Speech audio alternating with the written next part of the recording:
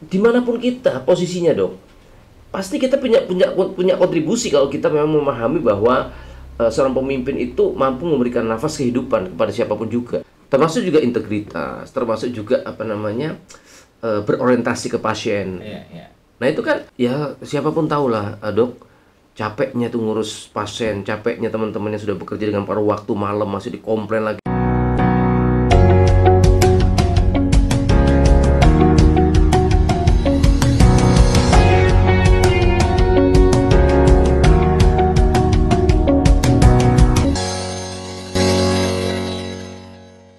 Oke, lanjut tadi kita bicara banyak terkait dengan bagaimana oksigen tadi ya, memberikan nafas dalam sebuah kepemimpinan ya. Bagaimana oksigen juga dalam kepemimpinan ini ada 3 elemen utama. Ya, jadi elemen yang pertama adalah visi, elemen kedua adalah nilai ya, value ya, dan yang ketiga adalah empati. Jadi bagaimana ini ya terkait dengan yang pertama ini, banyak perusahaan yang punya visi besar ya tapi terasa mati di lapangan. Nah, gitu ya. Apa yang membuat visi bisa benar-benar menghidupkan, bukan hanya jadi tulisan di dinding kantor. Jadi terkait dengan visi yang menghidupkan itu bukan hanya sekedar target ya. Jadi bagaimana visi itu dia punya ruh. Contoh misalnya, visi kita adalah untuk menjadi fasilitas layanan kesehatan yang terbaik di dunia. Oke. Dengan ya katakanlah kalaupun kita akan punya 1 juta atau 1.000 1 juta rumah sakit gitu ya. Nah, itu kalau kita tidak diberikan ruh atau meaning, maka itu hanya sekedar target 1.000. Tapi kalau kita hidupkan visi besar itu adalah bahwa kita ini akan membantu banyak orang, kita ini akan memberikan harapan hidup kepada banyak orang. Kalau satu rumah sakit itu ada 5.000 orang, kalau 1 juta itu ada 55 miliar orang, nah itu berbeda, Pak. Itu yang akhirnya membuat orang tertrigger untuk bagaimana kita bisa achieve untuk mengejar tujuan-tujuan itu. Karena tujuannya itu bukan hanya sekedar uang. Tujuannya itu bukan sekedar angka, tujuannya itu betul-betul memberikan memberikan sebuah kepuasan, memberikan sebuah makna yang berbeda dan memberikan sebuah level level kompensasi itu yang unlimited lah begitu ya. Ya kan dimensinya itu akhirnya dimensi pahala. Dimensi pahala itu kan sudah dimensi langit begitu. Vertikal. Iya, jadi sudah tidak ada hanya sekedar terhenti di salary, tapi sudah pasti ada timbal balik ataupun ada kompensasi yang jauh di atas dari yang kita bayangkan saat itu. Nah, itu yang mungkin akhirnya membedakan bahwa visi yang itu betul-betul menghidupkan atau hanya visi sekedar apakah itu hanya angka. Ada uang yang di sini. Jadi, kalaupun kita bahwa visi itu juga perlu ada uangnya ya betul, karena aroma visi ke depan itu ya perlu terkorelasi dengan nominal gitu ya. Karena visinya bagus jauh, kalau nggak ada duitnya juga ya nggak bagus lah. Tapi bukan serta-merta ada uang besar di situ itu, tapi lebih daripada itu bagaimana kita memberikan makna yang lebih dalam lagi bahwa kalau kita menjadi layanan kesehatan, berapa yang kita bantu, kalau kita menjadi pendidik, berapa orang yang bisa kita cerdaskan, kalau kita berbisnis, berapa orang yang bisa kita bantu menyelesaikan masalahnya. Nah, dimensi itu yang memang perlu kita bangun di dalam. Nah, itu yang akhirnya mampu menghidupkan roda organisasi itu. Itu bicara tentang visi yang menghidupkan. Nah, terus yang lebih penting lagi terkait dengan value, Pak, nilai. Yang itu betul-betul akan menguatkan posisinya. Betul, kita akan mengejar pencapaian-pencapaian yang spektakuler. Tapi ingat loh ya, jangan sampai pernah kita melacurkan dengan segala cara, misalnya begitu. Tetap ya integritas, tetap harus ikut aturan. Nah, misalnya regulasi-regulasi yang membuat kita itu pusing, katakanlah seperti itu ya.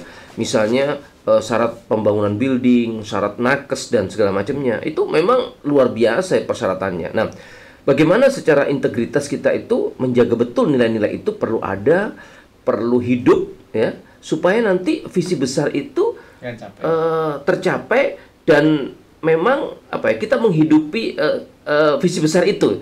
visi besar itu hidup tapi dengan penuh nilai, value itu. Karena itu yang paling menguatkan. Dan yang lebih penting lagi sebenarnya yang yang nomor 3 itu yang empati. Bagaimana itu menyatukan, Pak. Menyatukan itu kalau kita bicara artinya apa? Orang akan betul-betul menghargai setiap orang, menghargai pendapatnya, terus juga merasakan betul apa yang dirasakan ya oleh kalau kita ke pelanggan, ya kita merasakan bagaimana pelanggan pasien itu. Tapi kalau kita dalam satu tim, yang dibilang menyatu itu adalah bagaimana teman-teman dari OB, teman-teman dari general support itu merasakan betul bahwa kalau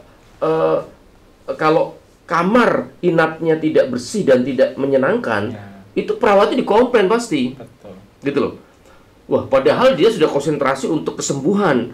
Dikomplain lagi, Mbak ini gimana sih kamarnya gini? Padahal bukan urusan saya sebenarnya. Belum kamar mandinya, toilet. Ya. Itu misalnya. Artinya kalau kita nggak saling mengerti, tidak memahami betul masing-masing misalnya juga ini kasihan dokternya sudah capek, sudah fokus buat pasien, buat satu pikiran. Tapi kalau tempatnya tidak disediakan, tidak nyaman, tempatnya berantakan, ya pasti kan dia akan juga dongkol, jengkel, bahkan dia kok nggak ngerti saya gitu ya. Jadi nah inilah maksudnya empati itu akhirnya menyatukan semuanya itu di dalam kepentingan bersama untuk betul-betul kita menghidupkan roda organisasi itu. Seperti itu. Oke, pasti salah satu apa yang pernah tulis itu kan nilai itu adalah paru-paru moral organisasi. Betul. Artinya betul, meskipun kadang sistem target jalan ya, tapi ketika organisasi kehilangan kehilangan nilai jadinya. Itu. Makanya kan nilai tadi itu menguatkan itu. Nah. Jadi termasuk juga integritas, termasuk juga berorientasi ke pasien. Nah itu kan ya siapapun tahulah, Dok, capeknya tuh ngurus pasien, capeknya teman-teman yang sudah bekerja dengan paruh waktu, malam masih dikomplain lagi, masih diginikan lagi. Itu kan bagaimana kita bisa menjaga nilai-nilai itu tetap hidup, tetap menguatkan kita, jangan sampai kita dikomplain habis-habisan, terus apakah kita harus melayani, ya kita tetap menjaga nilai-nilai kita bahwa kita adalah tetap orang yang membantu dia mensupport pasien seperti itu. Dan itu betul-betul memang perlu dipahamkan oleh pemimpinnya. Nah, artinya di tengah-tengah era target era data yang begitu keras yang dicapai gitu, betul. Seorang pemimpin harus tetap bernafas dengan hati. Nah itu yang tentunya gitu ya, Bi ya. Artinya pemimpin itu ya tadi mempunyai nilai, berempati gitu ya. Artinya visinya itu akan dijalankan gitu. Ya. Karena ya visi yang tadi sudah dicapai, tadi disampaikan mungkin buat kelas university betul. Universitas. Ya, itu rektor bekerja keras. Betul. Gimana caranya tentunya target dan data ini bisa tercapai. Artinya kehadiran itu ya. Betul. Tidak hanya sekedar mengontrol, tidak hanya sekedar mungkin mengatur gitu ya, dan lain sebagainya. Artinya dengan begitu besarnya visi gitu ya, kehadiran seorang pemimpin akan memberikan tentunya menghidupkan tadi ya. Jadi hatinya tuh ada di tengah-tengah mereka gitu. Bukan hanya sosoknya, tapi hatinya betul ada di situ, sehingga tim itu merasa bahwa didukung, secara moral juga disupport. Itu akan memberikan kekuatan yang berbeda, Pak. Gitu. Oke. Nah, jadi kembali lagi nih, kita mencontoh sirah Nabawiyah. Salah satunya teladan kepemimpinan kan dari Jobs ya, yang hingga Rasulullah ya, Jobs Pakistan ya, yang tertarik dengan contoh ya. Tentunya banyak sekali di era modern ini yang sepertinya mungkin menjalankan di kepemimpinan era Rasulullah ya, Steve Jobs, Elon Musk dan sebagainya gitu ya. Jadi pemimpin yang menghembuskan nafas kehidupan di organisasinya. Nah, jadi bisa di ini ya, benang merahnya lah. Nantinya kepemimpinan yang sudah dicontohkan di era Rasulullah yang sekarang juga dijalankan, mungkin banyak pemimpin dunia secara meskipun secara garis akidah mungkin nggak nyambung gitu ya, tapi ternyata ini karena terbukti ya jadi pemimpin dunia ya, mereka ya. Artinya kita perlu perlu di ini ya elaborasi di kenapa kita harusnya bisa dong. Iya betul karena contohnya ada di kekinian itu juga ada, di dalam sirah juga ada. Tadi yang dokter sampaikan bahwa Rasulullah itu memberikan membawa nafas kehidupan itu sama. Jadi Rasulullah tidak membawa kekuatan perang, tidak membawa kekuatan harta, tapi beliau memberikan harapan hidup pada orang lain, ya kan? Yeah. Itu kan nafas kehidupan. Sama juga dengan Steve Jobs, yang dia tentang di Apple-nya, terus juga yang di Khan Academy itu, bahwa dia memberikan nafas kehidupan dengan memberikan harapan kepada orang yang tidak mampu untuk bisa mengakses pendidikan. Nah, jadi ya dimanapun kita posisinya dong, pasti kita punya kontribusi kalau kita memang memahami bahwa seorang pemimpin itu mampu memberikan nafas kehidupan kepada siapapun juga. Ya, kampus bisa memberikan nafas kehidupan kepada mahasiswa yang tidak bermampu berprestasi. Ya, selalu ada ruang buat kita untuk bisa memberikan memberikan kontribusi yang besar dan dampak kepada siapapun juga itu. Ya. Seperti itu. Jadi ya. Kalau kita mundur ya, tadi sejarah manusia tadi ya. Ya. Jadi mengutip kepemimpinan Rasulullah ya, di Madinah kan betul sebagai puncak dari leadership that breed life. Betul. Ya. Jadi disitulah ya, kalau kita lihat ya, siapapun juga akan paham Jazirah Arab itu zaman dulu ya hanya pasir. Tapi sekarang bisa dilihat jadi perkebunan kurma, menjadi kota yang sejuk dengan Madinahnya, terus minyaknya, terus juga artinya kalau lebih luas lagi bicara Emirat, bagaimana Dubai, bagaimana Jeddah, betul-betul menjadi kota-kota yang sangat-sangat metropolis itu. Ya, dari awal itu kan legacy yang diturunkan, yang dihasilkan dari baginda Rasulullah itu pada waktu dia memberikan nafas kehidupan kepada Jazirah Arab. Seperti itu. Dan nampak. Sama juga kita nafas kehidupan dalam pendidikan yang diturunkan oleh Ki Hajar Dewantara juga masih kita rasakan. Ya, masih kita rasakan. Terus nafas kepemimpinan kemerdekaan dari Soekarno masih kita rasakan. Artinya Sudirman luar biasa. Sudirman, apalagi kita di sini, betul. Jenderal Sudirman itu nafas kehidupan terkait dengan ketangguhan, resilient itu luar biasa. Bagaimana beliau dengan kondisi yang seperti itu masih tetap kukuh untuk paru-paru berjuang, paru-paru kiri beliau yang tidak normal. Iya, yang kanan diambil kan. Ya, tapi karena memang dia berpikir bahwa dia seorang pemimpin yang perlu memberikan nafas kehidupan, walaupun sebenarnya dia sendiri tidak sehat gitu. Iya. Tapi impact dan kontribusi yang beliau sampaikan dan dampak yang dirasakan oleh orang-orang sekitarnya itu membuat akhirnya melakukan sesuatu yang kadang-kadang di luar batas nalar. Seperti itu. Itulah kekuatan dari kepemimpinan itu. Ya, jadi disitulah yang akhirnya kita lihat bahwa hal-hal yang tidak mungkin itu terjadi. Disitulah sebenarnya akan ada banyak kehidupan yang bermunculan kita. Dan kita merindukan juga, dokter, adanya kehidupan yang bergeliat di kampus, di pemerintahan, seperti itu. Ya. Jadi memang salah satu yang fenomenal, ya banyak ya pahlawan yang berjuang gitu ya. Jenderal Sudirman ini memang luar biasa ya. Tidak ada kota yang tidak ada jalan jenderal Sudirman itu ya, Bi. Iya, betul. Itu mungkin satu contoh penghargaan, ya. Bagaimana penghargaan. Dan di sebuah universitas pun diabadikan jadi Universitas Jenderal Sudirman ya. Betul. Jadi seorang pemimpin beliau. Perjuangan ya. Artinya pemimpin apa aja ya kan. Betul. Artinya kalau ini sampai beliau salah satu untuk merdeka kan beliau juga kontribusinya. Iya. Jadi memang perlu jati diri salah satu yang. Dan kalau saya lihat beliau pantang menyerah. Berarti kan menjaga betul nilai-nilai kepahlawanannya. Itu. Ya kan? Jadi visi besarnya Indonesia Merdeka, terus dia jaga betul nilai-nilai kepahlawanannya dengan long march dan seterusnya. Dan yang terakhir adalah dia betul-betul empati. Empati itu betul-betul dia tunjukkan bahwa dalam kondisi apapun juga dia hadir di tengah-tengah timnya.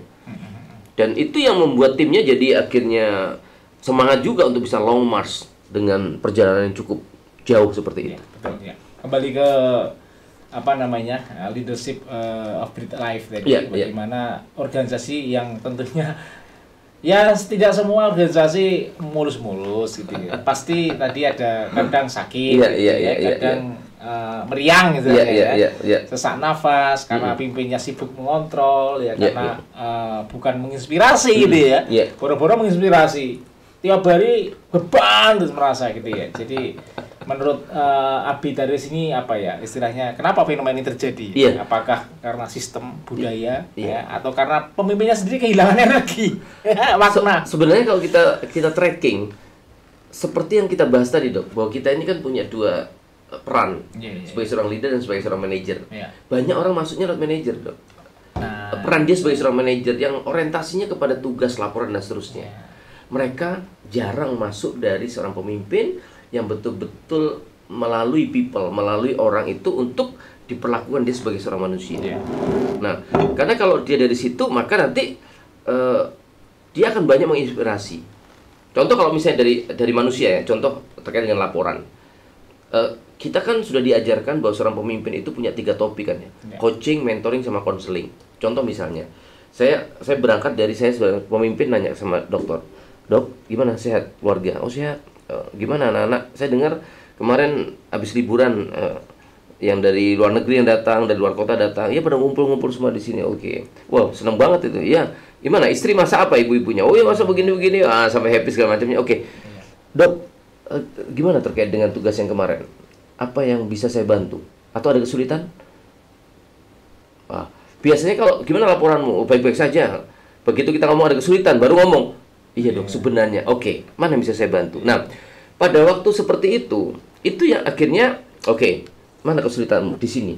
Ini dok, saya buat jurnal ini kok nggak beres-beres. Oke, kalau saya boleh nanya, apa yang membuat kamu tidak berhasil atau yang kesulitan di dalam kamu membuat jurnal? Ya mungkin karena referensinya kurang, karena ini gini. Nah, oke. Nah, kalau seperti itu kira-kira apa yang bisa kamu lakukan? Kayaknya saya perlu ambil referensi lagi oke. Nah, itu kamu bisa tuh. Coba kamu kerjakan lagi yang seperti itu. Itu lebih menginspirasi dia.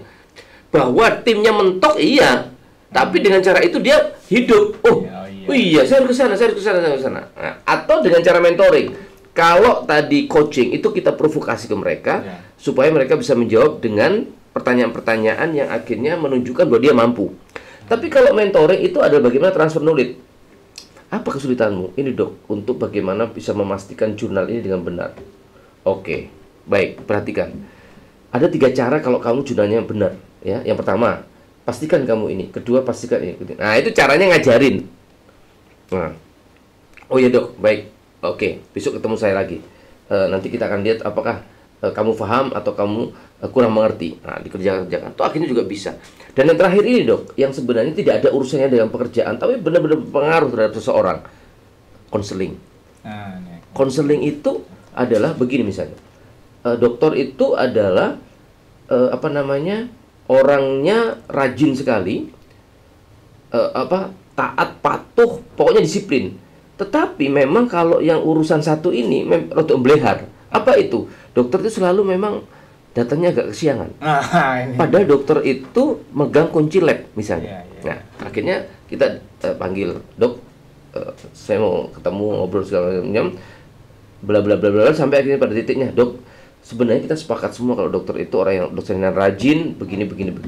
Tapi itu dok, kenapa kok siang gitu? Padahal kan Anda bawa kunci gini. Wah, itu dia sudah diam, mulai ada apa sebenarnya? Nah, itu akhirnya mulai dia mandan sembab sampai akhirnya dia ya sempat meneteskan air mata dan akhirnya ya sempat menangis dia, dan dia katakan bahwa sebenarnya Pak, kalau saya bicara kerja pagi itu ya siap jam 2, jam 3 siap, tapi bagaimana Pak? Saya mau berangkat pagi sementara saya punya anak kecil 3, istri sendirian. Turbulensi di rumah itu, jadi saya harus antar ini. Wah, karo nangis. Oke. Nah, terus disitulah leader perlu mengambil peran bagaimana. Misalnya, oke, Pak Nurul, ada nggak di tempat-tempat Anda itu mbok-mbok atau ibu-ibu yang ngomong?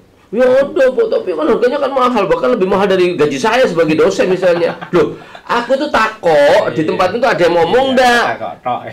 Ya ada sih, coba kamu tanya berapa sampean. Oh ya, tanya besok akhirnya lapor lagi. Tuh kan bener Pak, 2,5 juta, gajiku aja 1,8. Oke. Begini.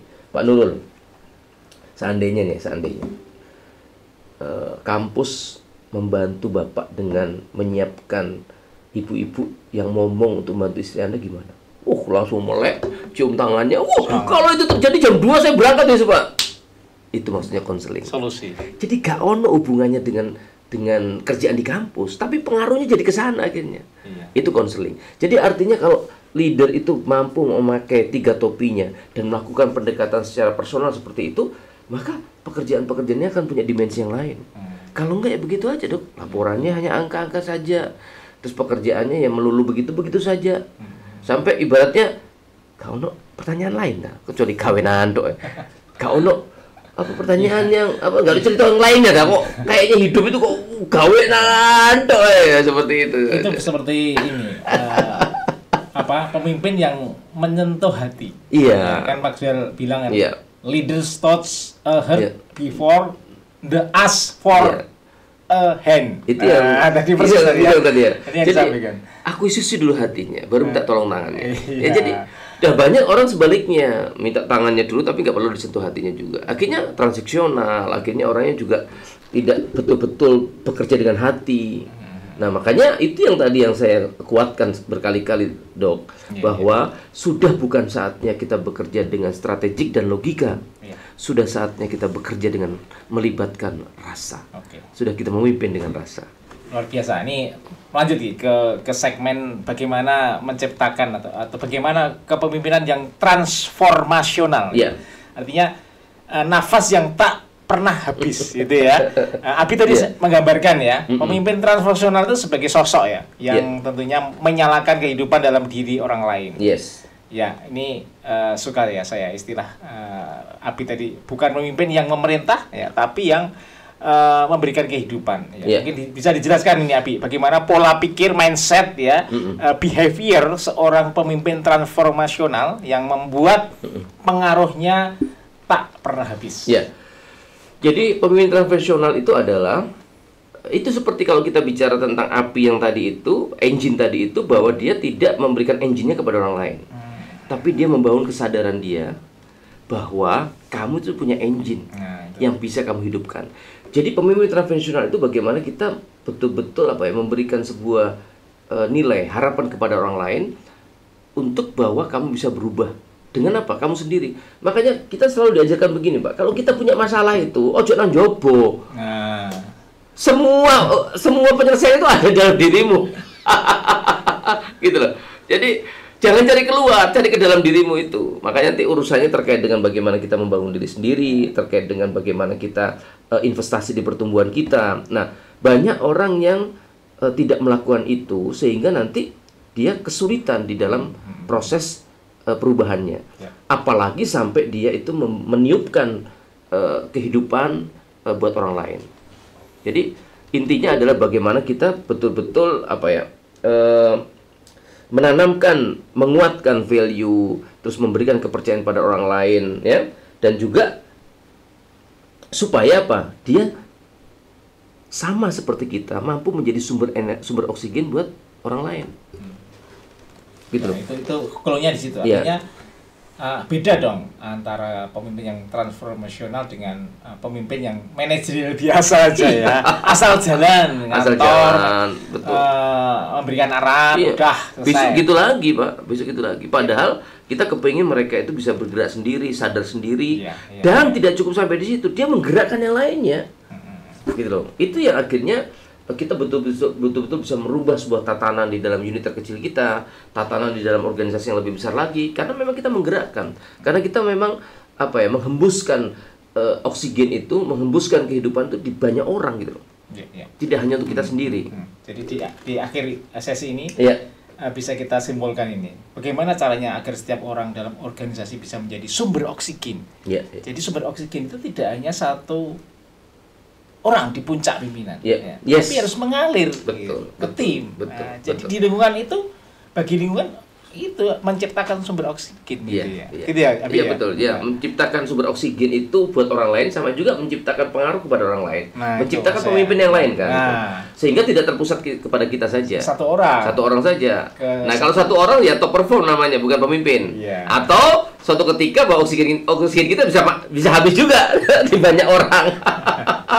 Oke, luar biasa ini ya. Jadi mungkin close teman-teman Abi tadi harapannya nanti ke pemimpin yang sejati itu bukan hanya memberikan arah gitu ya, tapi memberikan nafas. Iya. Ya, tapi apa yang clue yang terakhir bisa sampaikan oleh Abi Iya. terkait dengan Jadi dia tidak sekedar menyalakan api organisasi, ya.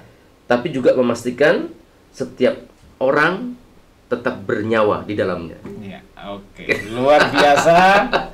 Jadi dari percakapan hari ini ya, ini episode yang kedua ini ya, Bi. Betul. Kita belajar bahwa kepemimpinan sejati bukan soal kekuasaan ya, tapi tentang nafas kehidupan ya. Pemimpin yang hidup akan menyalakan kehidupan di sekelilingnya ya. That's right.